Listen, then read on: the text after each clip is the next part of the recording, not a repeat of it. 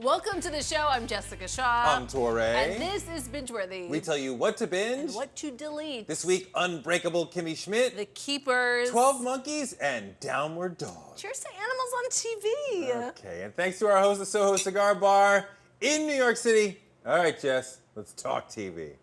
The Tina Fey helmed comedy Unbreakable Kimmy Schmidt returns May 19th for a third season on Netflix. This season, Kimmy decides to go to college. Laura Dern guest stars as the fiance of John Hamm's cult leader. And Titus lemonades his ex-boyfriend. Yes, he uses it as a verb. I don't care. I don't care. Kimberly, use your key. I'm lemonading. Hell no, I ain't playing with you, Michael. I'm not fooling with you, Michael. Back up, I ain't playing with you, meatball. Michael, I'm not playing with your meatball. Hey, play off my truck. Titus? I love this show. I can't get enough of this show. From the opening credits, you know how there's a theme song that plays often, and you're like, okay, fast forward to the theme song, don't care. I'm like, Good theme song. Damn it. I mean, I'm like singing along with it.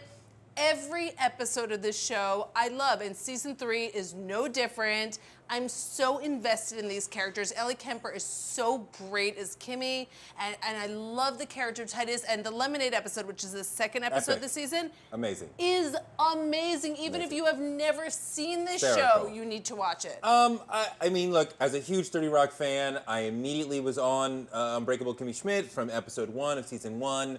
I actually watched that whole season in one night. I love this show.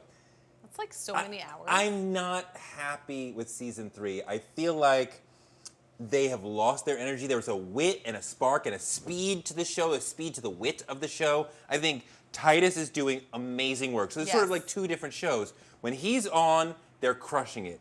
When it's Ellie and Jane Krakowski, who I also love, it's not killing this season. And I'm like, it's just like the ball player who's just gotten a little too old, he's a little tired of his surroundings. They're just all they all just seem like just a little, except for Titus, they all seem just a little tired. Oh, I disagree. I love when Ellie, as Kimmy, goes to college. I think, and it was nice seeing Daveed Diggs, who's so good, and who was so good on Blackish when he joined that cast. Right. And he's really fun this season. I kind of feel like the Carol Kane stuff sometimes takes me out of the show, and I did feel like, at least in the first few episodes, Jane Krakowski was underutilized, but when she is on camera, she is so funny. You know, this is part of the problem of a very specific premise, right? The whole thing was that Kimmy Schmidt is new to the world after having been locked away for so many years, so there was this constant discovery process of like, oh my God, like what is it? You know, everything in the world was surprising to her, and that was interesting to watch.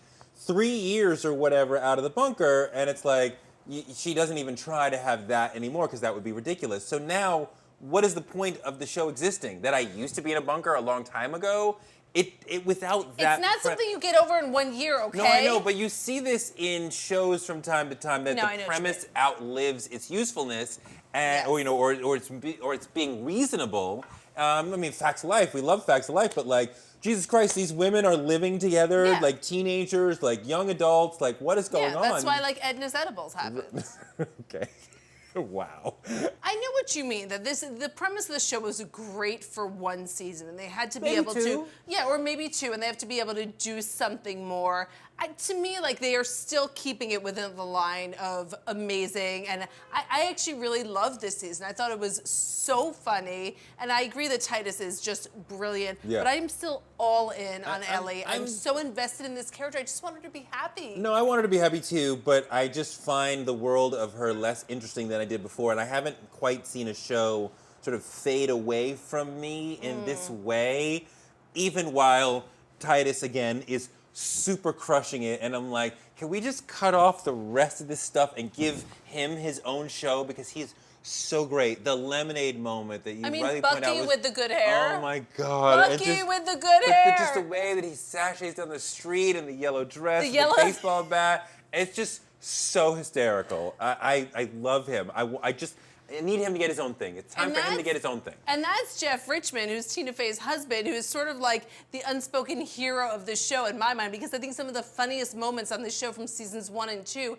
and even 3, are the musical moments. I mean, they're just so smart and so funny, and he writes all of them. So, look, in a world of the golden age of television, where there's a lot of great stuff out there to watch, I cannot, in good conscience, binge this, given that it has lost the level that I was used to it being at, and it's not as funny anymore. So I'm deleting Unbreakable Kimmy Schmidt.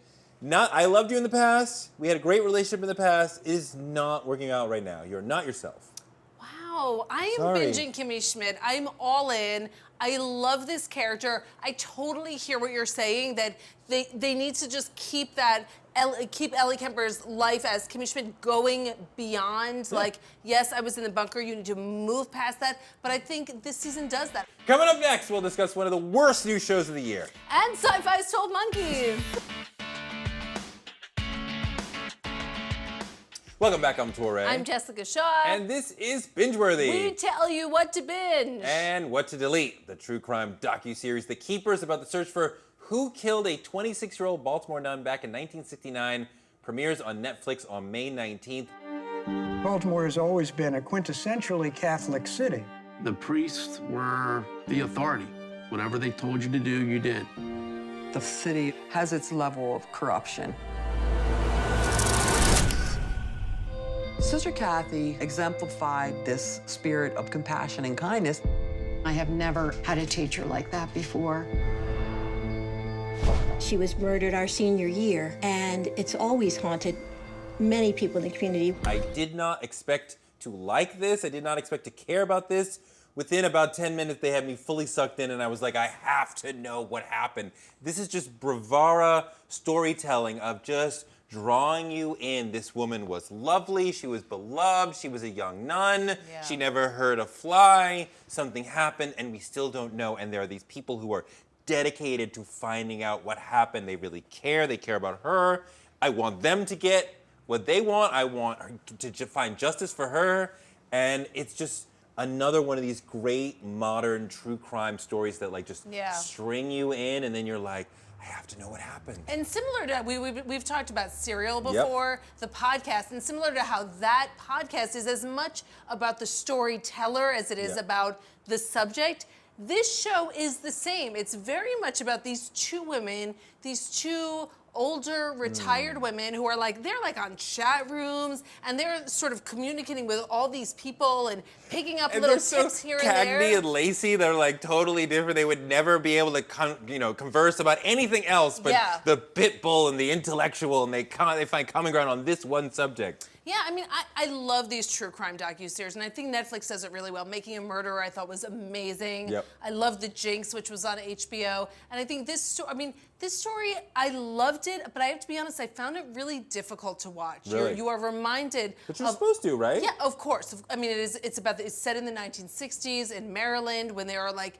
no safeguards for children, and children are in peril, which is always like, it is a challenging one to watch, but it is riveting. I mean, this case is fascinating. Anytime it involves religion and politics and the police force and a citywide corruption, it's a fascinating story, and it's such a tragic one. I mean, part of the thing with crime stories is that you need to find a victim who is sympathetic. Right. And usually quite often when somebody has been killed, they did something. They should not have been there. Not to blame them, but the audience could say, well, why did she go there, right? Why was she still dating him? This person constitutes that sort of perfect victim, where you can't say, she's like this beautiful, perfect slate. So then when something horrible happened to her, it's like, how could this have happened?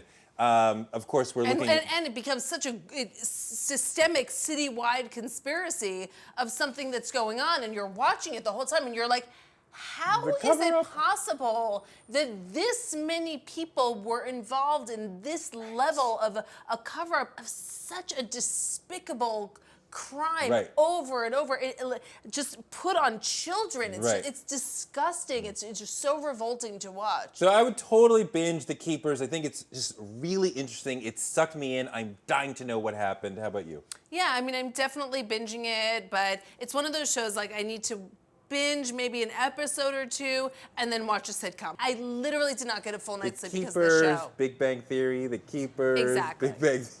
In case you've never seen the Syfy series 12 Monkeys, James Cole is our hero traveling through time to stop an evil cult leader named The Witness, who's determined to eradicate humankind. This penultimate season will consist of 10 episodes, but like you needed any more of a reason to stay indoors in mid-May and avoid human connection, they're airing the entire season over 3 nights, starting May 19th. Let me start at the beginning. 3 years ago, I sent a traveler back in time to change history and save the future. From the army of the 12 monkeys and its prophet, the Witness. But as fate would have it, we were hunting the wrong man. The man behind the apocalypse is my son. This whole time, it's been about them. About time we set things straight. People like this show. I just want to preface that by saying there are people who there are people in the world who like this. There are people who are obsessed with this show. And to those people, I deliver the following line, which is in the season premiere. Greetings, asshole. I'm future asshole. That happens. It happens. In episode 1, a screenwriter this actually season. wrote, greetings, asshole. I'm future asshole. And somebody else said, yup, let's move it along. Yeah, shoot that. Shoot that. Shoot that. So as I'm watching this show, I'm trying, I want to get invested in it, but it's so badly written. It's so ridiculous. There are moments that are just completely crazy, like Pushing Daisy's level, bat crazy. Like when one character just fully busts out in like 99 Red Luftballons, which, I mean, respect, love the song, but there are times when you're like, what is happening? I love the precision of your pronunciation of Luftballons. Luftballons? Luftballons? Yes, it happens. There are red balloons. It's just a 30-second music video, and respect, because I guess they had the budget for that. But the rest of the show just feels so slapped together and so cheesy. Trust me, nowadays they give that song away for free. I played it at my birthday party. It's really not a big deal anymore. We gave it away as a parting gift. But look, this is an incredibly silly show that's just flimsy and a mess. And I typically think that Syfy is quite often teetering between good and terrible, and it could, the line is very thin. And You're talking about Sharktopus, right? Yeah, no, but if you get good actors and they really believe it, then it can be really good. But you could have you have bad actors doing the same dialogue, and it would be terrible. This is just terrible. This is no potential. You couldn't put great actors doing. This is just horrible. I can't. I hate every part of this. It frustrated you. I know. I'm kind of a sucker. I struggled to get through one episode. I don't know. I'm a sucker for cheesy time travel shows. I like some of those, and I want to like them. But this was every single moment of this show is projected from a mile away. They're like, well, what would happen? There's no way we're going to end up in France. Oh, bonjour, madame. It's every TV cliche. And in some ways, you have to assume that the producers are by airing all the episodes over the course of one weekend, you have to assume they're just throwing anything at the wall. Maybe someone will has no Nothing friends to do. or the flu, and they're just gonna stay inside and just get invested in the show and just watch 10 hours at once. Trick them into watching it. Yeah. I'm super deleting this show. It made my skin crawl. It was just so bad. I'm deleting this show too. Sorry, Syfy. Coming up, we're gonna look at Downward Dog. And we'll give you our performance of the week.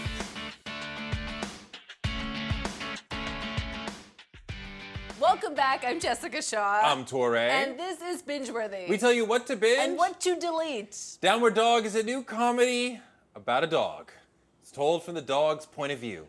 It whines about its feelings like an angst-ridden millennial on a therapist's couch. This steaming pile of premieres on Wednesday at 9:30 on ABC. I'm in charge. I'm not listening to anyone ever again. Martin, come on. Sometimes I feel like Nan and I are almost like different species. For instance, part of me has always just really, really liked trash. I'm an animal. I'm a filthy trash animal. Watch me roar. I don't know why this got made at all. Look, people love dogs. I get that. But I see this as a parody of the modern world of television, right? Which was so marked by that Office, Modern Family style, where you stop the action to look directly at the camera. No, this show has the dog looking at the camera and talking about its feelings, and the dog is struggling with its relationship with its owner and all the. I'm like, this is the lowest moment that this style can go to. My one huge problem, and this is epic, and this might be the thing to take me out of the show, the dog's mouth moving. Yes! Do not like. Yes! What are you like? But that's the problem. But then like, the dog no. was talking was okay, but then the dog's mouth was moving. That's where you part company. 100%. I am so down with talking animals. We have seen the animal point of view television done at the highest possible level on high maintenance. Right? Their episode about from the dog's point of view was really smart. It was really winning. It was really sweet, and it didn't presuppose the dog knows or thinks about things that no dog would ever think about. I'm sorry, your dog is not that intelligent. Here's the thing, like that's the whole premise of the show is that it doesn't make sense. The premise is horrible. That's why it's funny. How good is Allison Tolman from season 1 of Fargo, one of the great seasons of television? I love her on this show. Who am I supposed to like on this show? Everyone is angsty and whiny and... She's not angsty or whiny. Oh my God, I can't get ahead of my work until I do, and then, oh no, I have to work nights and weekends. The dog saved the day. The dog saved the day by eating her homework. No, see, the dog who we are supposed to have sympathy for, purposefully and consciously, we're supposed to believe, wrecked her project, which the dog knew was incredibly important to her. Well, so she wasn't taking it for a walk. Well, maybe you would say dogs do that. I don't know. I've never had a dog, so maybe you say that's real. But how am I supposed to maintain sympathy for the character who has committed this needless act of revenge against its owner? This is horrible behavior. Can I be totally honest with you? I have a new formula in my mind when I watch sitcoms, and it's called the Imaginary Mary line. And I think to myself, is this better than Imaginary Mary? And if I'm being honest with myself, this is better than Imaginary Mary. You know, if Imaginary Mary is the bar. That's your Mendoza line. That is my Mendoza line. I'll accept that, but no, I would say this goes below Imaginary Mary. This was really. This was really. The fact that the Jenna dog. Elfman dancing with her imaginary friend, voiced by Rachel Dratch. This is worse. This is. So now we're arguing how low can you go? Both of them are because they both are horrendous shows, right? So just that we're even in the argument between Imaginary Mary and Downward Facing Dog. I don't know. I mean, this is just horrifying. I mean, like the deep emotional discussion of the dog's feelings about itself and the owner and the boyfriend, and I was like, no, just stop. I had moments of enjoying this show. I felt like, you know what, I could thoroughly enjoy an episode or two of this were it not for the talking, the mouth moving. The mouth moving is the thing you can't get past. If you are having a dog with feelings. But the fact of the dog talking, that's not a problem. Well, that's the thing. It's like, if you're going to do that, you don't need to make it realistic. You're already having a dog share his feelings and his anxieties and his sadness, whatever. You don't need to try and make it make sense with having his words come out of his mouth. I enjoy talking animals, and for me, the thing that killed the show was the fact that they had to make his lips move, because dogs shouldn't have lips, you know what I mean? Just talk, just bark. Dogs should not pretend to have the emotional intelligence of people who've been in therapy for 10 years. How about that, That's Jessica? Too far. Too far. I'm deleting the show only because they made his mouth move. If they didn't, I would binge it. I'm deleting the show because it is the worst show I have seen since Imaginary Mary. It might be below that. I haven't decided yet. Performance of the week goes to Alexis Bledel in the latest episode of the HULU drama, The Handmaid's Tale. Halt! I said halt! Open the door! Open the door! Hey, turn off the engine and exit the vehicle! This is your last warning! Open the door!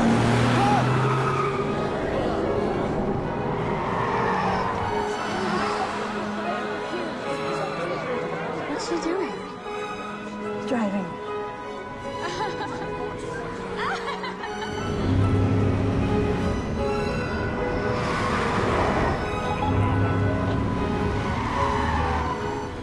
been so great in this show. She plays Offglad. At first, you think she's gonna be an antagonist. I mean, you think she's just gonna be like, oh, she's so uptight and she's such a stickler to the rules. And you find out her backstory, and she has this love story that is brutally and just disgustingly and violently cut short. That was hard to watch. Yeah, it was actually hard to watch. I have to say, I didn't know she had this in her. After watching Gilmore Girls, loved her as Rory, but to me, I didn't know that she could pull off the subtlety of this character, and she is so good on this show. This moment is so great because when she first starts to drive, it's like one of the handmaids reclaiming just a little bit of the freedom and liberty she used to have, right? And it's fun and it's surprising, and what's gonna happen? And like she's, tricking the guards, and Keystone Cops, they can't, and then she kills one of them. Yeah. And then it's like, oh wow, like now we're in a moment of like resistance, and it's real, and it's political, and it's serious, and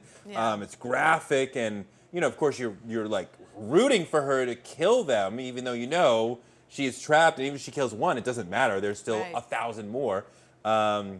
This is just one of those extraordinary moments, and they just keep the tension going for so long. Yeah, and awesome. I think a testament to her acting. I think just like you said, in that first moment, it's that like I'm doing something, this impromptu moment of like the door is open, I'm gonna jump in the car, and it's exciting and it's new, and I'm going to seize the day, this carpe diem moment. And she's not escaping, right? Is she an escape? No, she's just gonna do donuts. It turns into rage, and it turns into a political stand, and I'm going to have this moment, and I'm going to possibly inspire other women to act up and to stand up for what should be their rights. And it's a brutal moment. I mean, the one thing that makes me feel better about this moment, about this very tragic moment in this series, because you think clearly she's being carried off to her death, but we do know that she may appear in season 2 of the show. The plan is for her to appear. So whether it's in a flashback or she's in the colony, or we don't know where she's going to be, I do hope we see this character again. I mean, if you're like one of a million people who can have children,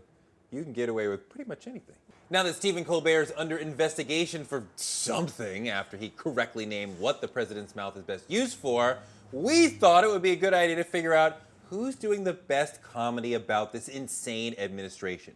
Being funnier than the White House itself is hard, but some people are actually doing it. Jess, who's killing it? First of all, you're under investigation now, too. Yes, just by reading that intro, you're under investigation. Correct. For me, there's so much stuff, and I have to say, it's been actually exciting to watch late night shows. Sometimes you feel like it's sort of rote, and like you know what the jokes are going to be and whatever. And now I feel like you've got Colbert, you've got Seth Meyers, but for me, the show that I can't miss is John Oliver. Last Week Tonight with John Oliver. It's Sunday nights on HBO, and it is so smart, and it is so biting. And he can take one issue, like James Comey being fired, who's going to be the next FBI director, and just unpack it little by little in the funniest way and in the most biting way that you feel like you are somehow personally responsible for making this work.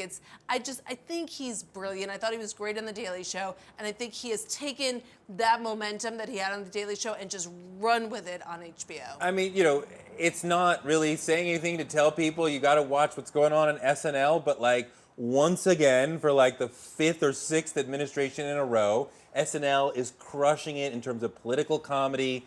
What they're doing outside of the political comedy usually actually isn't that funny. This cast is not one of the great casts in history, but when they get to the political stuff, talking about Trump, talking about Ivanka, talking about Kellyanne, talking about Sean Spicer, they are just crushing it. And it's the sort of thing where, if you didn't see it the night before, and you call it up on your phone, and you got 5 people like huddled around, like, oh, what do they do about Sean Spicer? What do they do about Trump? What do they do about Kellyanne?